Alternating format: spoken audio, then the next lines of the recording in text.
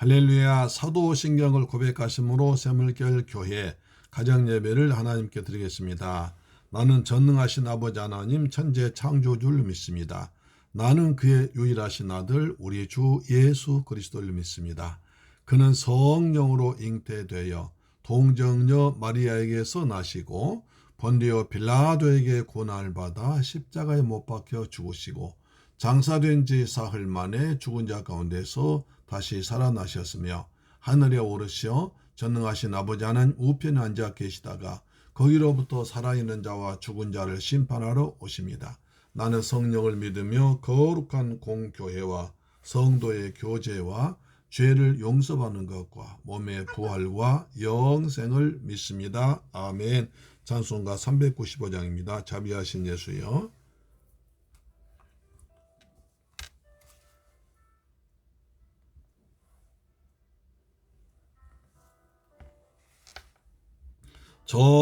자비하신 예수여, 내가 사람 가운데 의지할 리 없으니 슬픈 자가 됩니다. 마음 심히 어두니 밝게 하여 주소서. 저를 보호하시고 항상 인도하소서. 너를 지은 까닭에 나의 마음이 곤하니 용서하여 주시고 쉬게 하여 주소서. 전국 가고 싶으나 나의 공로 없으니 예수 공로 힘입어 전국 가게 하소서. 아멘. 주여,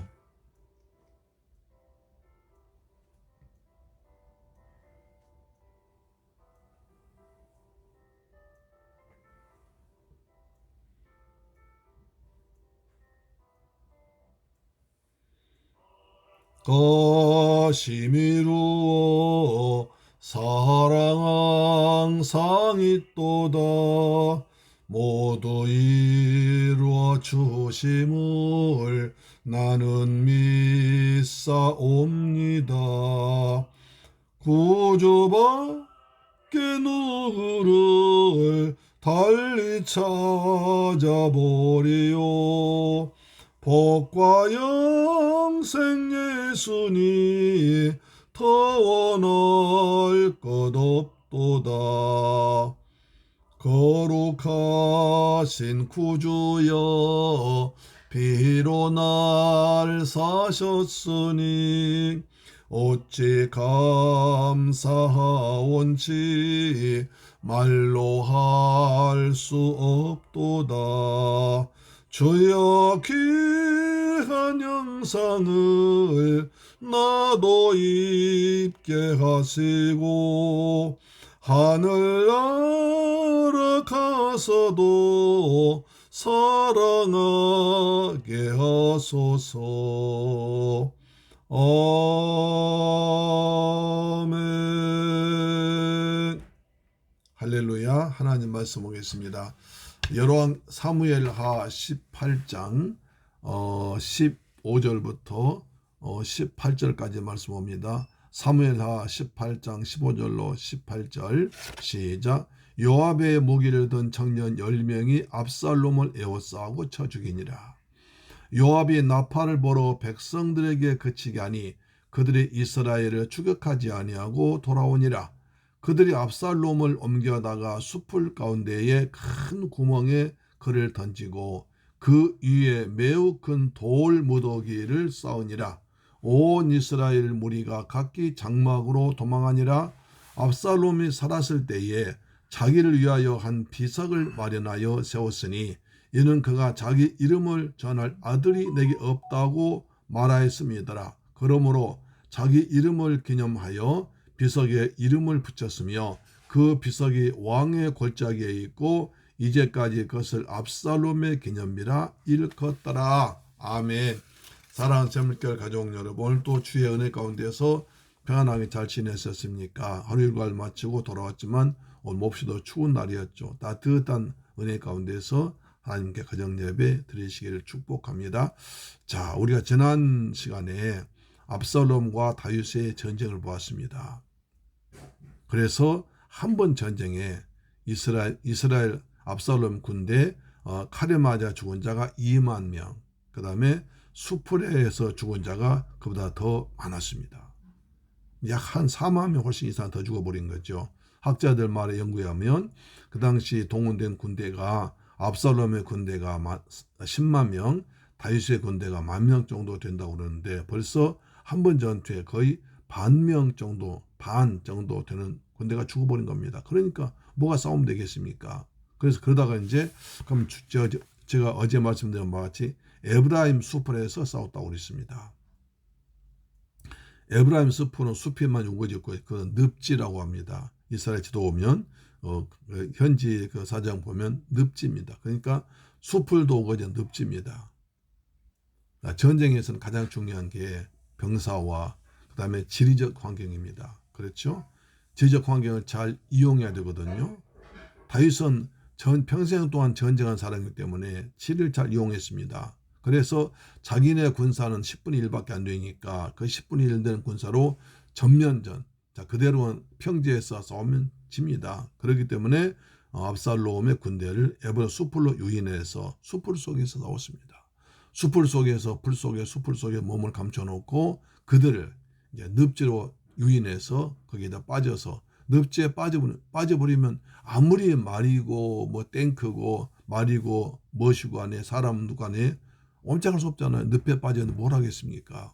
지금 우크라이나와 러시아도 한 봄, 가을 되면 이제 얼음이 얼었다가 녹을 때 늪지돼 버린다고. 그러면 늪지돼 버리면 탱크도 아무것도 못 합니다. 그때 전쟁이 많이 이제 잘하면 이기기도 하고 지기도 하는 거죠. 이 늪지대에서 빠져서 에브라임 군대가 한풀이 말했습니다. 그래서 이제 압살롬이 말 타고 도망가다가 나귀 타고 도망가다가 상수남에 걸렸다고 그랬죠. 압살롬의 자랑은 몸매 아름다운 얼굴과 그 다음에 금발머리였습니다. 금발머리 굉장히 멋있었겠죠. 그래서 백성 인기를 얻었었는데 그 금발머리가 상수남 걸려버린 겁니다. 그러니까 지금까지 자기 용모와 금발머리를 가지고 백성들의 많은 인심을 얻었는데 그것이 자기가 자랑하는 그것 때문에 오히려 죽게 생겼습니다. 그래서 달려는 것을 요압이 가서 죽이죠. 그래서 15절 보면 요압이 목에 든 청년 10명이 압살롬을 에워싸고 쳐 죽였습니다. 자, 이제 끝나면 16절 보니까 요압이 나팔보로 백성들에게 그치게 하니 이그들이 이스라엘을 추격하지 아니하고 돌아오니라. 요압이 이제 압살롬 죽였으니까 이제 전쟁 더 이상 하지 말자 해서 나팔을 불어서 전쟁 그만, 전쟁 중지, 압살롬 죽었어 라고 끝냈습니다. 이스라엘 추격하고 돌아오니라. 그들이 압살롬을 옮겨다가 숲을 가운데 큰 구덩이에 그를 던지고 그 위에 매우 큰 돌무더기를 쌓으니라. 온 이스라엘 무리가 각기 장막으로 도망하니라. 이제 죽은 압살롬을 옮겨다가 숲을 가운데 큰 구덩이에 던지고 그 위에 돌무더기를 싸서 돌을 막 던져서 무더기 쌌습니다. 돌무더기. 그냥 다시는 보기도 싫고 쳐다보기도 싫고 그 다음에 죽은이라도 사나오지 말로 돌무더기. 이스라엘에서 가장 그 수치스러운 죽음은 돌무더기에 던지는 것입니다. 다윗의 아들 압살롬이 이처럼 돌무더기에 쌓여서 죽음을 당했습니다. 가장 수치스러운 죽음이죠. 그 이스라엘에서 돌무더기를 몇 번 볼 수 있습니다. 여호수아 7장에 보면 아간이 돌무더기에 쌓여서 죽였습니다. 아간은 이스라엘 백성들 여리고성을 이기고 돌아올 때에 거기서 신화산 외투한벌, 은덩이, 그 다음에 돈 그것을 몰래 감췄다가 이제 발각돼서 죽었잖아요. 그렇죠? 자, 그때 여호수아 7장 26절에 이렇게 말씀합니다. 26절에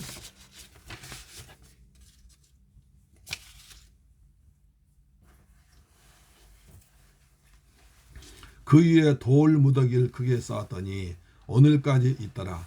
여호와께서 그의 맹렬한 진노를 그치시니 그러므로 그곳 이름을 오늘까지 아골골짜기라 부르더라. 아골골짜기. 가장 저주받은 곳. 그 다음에 돌로 맞아서 돌 무더기로 죽인 곳. 굉장히 참 아골골짜기는 또 괴로움의 도시라는 뜻이죠. 괴로움의 무덤의 뜻입니다. 그러니까 이스라엘 백성들이 가나안 땅 돌아와서 여리고성에 전투를 했을 때 이겼습니다. 하나님께 은혜로 이겼죠. 근데 거기서 이제 물건을 담아다가 여러분 전부 다 우상 숭배가 심한 곳 아닙니까? 하나님께서 아무것도 가져오지 말라고 그러는데 아간이 먼저 가가지고 세나산, 외투한벌, 은, 그 다음에 돈 가지고 숨겨놨다가 나중에 제비 뽑아서 잡혔잖아요. 그랬죠? 당첨됐잖아요. 그래가지고 이제 잡혀서 다 죽습니다. 돌에 맞아 죽습니다.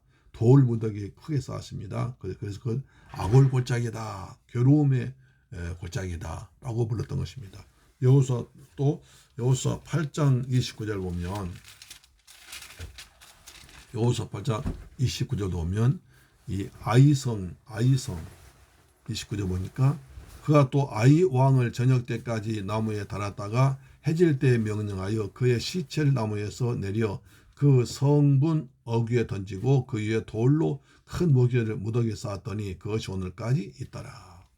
아이 왕이 또 이스라엘 백성들이 들어오는데 방해됐습니다. 그래서 여호수아가 싸워가지고 완전히 무찔렀습니다. 그래서 아이성을 불살라버리고 그 다음에 그것을 영원한 돌 무더기를 만들었습니다. 오늘까지 황폐되었습니다. 그래서 아이 왕을 저녁 때까지 나무에 달았다가 해질 때에 명령해서 시체를 나무에 달아서 그 성문어귀에 던지고 그 위에 돌로 큰 무더기 쌓았더니 그것이 오늘까지 있더라. 그래서 아이성에서 돌무더기에서 아간이 돌무더기에 쌓여졌고 그 다음에 여리고성에서 아간이 돌무더기에 쌓였고 그 다음 아이성에서 아이성 왕이 또 돌무더기에 쌓였습니다. 다시 말씀드리면 그는 가장 수치스러운 죽음을 당한 곳 사람들이 된 것입니다. 마찬가지로 압살롬도 이렇게 돌 무더기에 쌓여서 죽였습니다. 압살롬이 무슨 죄를 지었습니까? 국가에 대한 반역죄를 지었습니다. 그 다음에 살인죄를 지었습니다. 부모의 거역한 불효죄를 지었습니다. 이처럼 막강한 죄를 지었기 때문에 돌 무더기에 죽임을 당했다는 거죠. 자, 그 보면 또 압살롬이 또 맞은 몸자 슬픈 얘기가 나옵니다. 자, 보세요. 18절 보니까 압살롬이 살았을 때 자기를 위하여 한 비석을 마련하였으니 이는 그가 자기 이름을 전할 아들이 내게 없다고 말하였습니다. 압살롬 아들이 하나 있었는데 그 아들이 불행하게도 도중에 어릴 때 죽었습니다. 그러니까 굉장히 낙심했나 봐요. 그래서 그 죽은 아들을 위해서 큰 기념비를 만들었습니다. 그래서 내가 이렇게 죽은 아들을 잘 기념비만 섬겨준다면서 나는 이런 사람이다. 나는 이렇게 자비로운 사람이다 하는 것을 나타내기 위해서 큰 기념비를 만들어놨습니다. 지금도 압살롬 기념비가 있다고 합니다. 그래서 백성들로부터 야 압살롬 정말 저렇게 마음이 따뜻한 사람이다 라고 인정받았었는데 그러므로 자기 이름을 기념하여 그 비석에 이름을 붙였으며 그 비석에 왕의 골짜기 있었고 이제까지 그것을 압살롬의 기념비였더라. 압살롬의 기념비를 해서 그렇게 은혜롭고 자비로운 사람으로 인정받았지만 칭송받았지만 마지막에 죽을 때는 아골골짜기 같이 돌무더기에 쌓여서 죽는 비참한 본 것입니다. 우리 마지막에 죽을 때 하나님 은혜 가운데서 많은 사람들 참 하나님 은혜 가운데서 많은 사람들로부터 아쉬움을 느끼고 그리고 많은 사람 칭송받으면 하나님께서 기뻐하시고 주님 영광에 임하는 우리가 될 줄로 믿습니다. 그렇습니다. 자, 기도하겠습니다. 좋으신 아버지 감사합니다. 저희를 사랑하시고 축복하셔서 오늘 압살롬을 통해 선회받게 하심을 감사합니다. 압살롬 일생은 하나님의 은혜로 살았고 아버지의 사랑으로 살았고 그 다음에 가족으로 사랑으로 살았지만 그러나 마지막에 이렇게 비참하게 돌무더기에 죽는 사람이 되고 말았습니다. 주님 저희들 하나님 은혜 가운데서 일평생 또 하나님 은혜 가운데 살다가 하나님 앞에 잘 불려가서 칭찬받는 저희들 되게 하여 주옵소서. 예수 그리스도 이름으로 기도드립니다. 아멘. 주기도 마칩니다. 하늘에 계신 우리 아버지여 이름이 거룩히 여김을 받으시오며 나라에 임하옵시며 뜻이 하늘에서 이룬 것 같이 땅에서도 이루어지이다. 오늘날 우리에게 일용할 양식을 주옵시고 우리가 우리에게 죄 지은 자를 사하여 준 것 같이 우리 죄를 사하여 주옵시고 우리를 시험에 들게 하지 마옵시고 다만 악에서 구하옵소서. 대개 나라와 권세와 영광이 아버지께 영원히 있사옵나이다. 아멘. 할렐루야. 내일 뵙겠습니다. 아멘.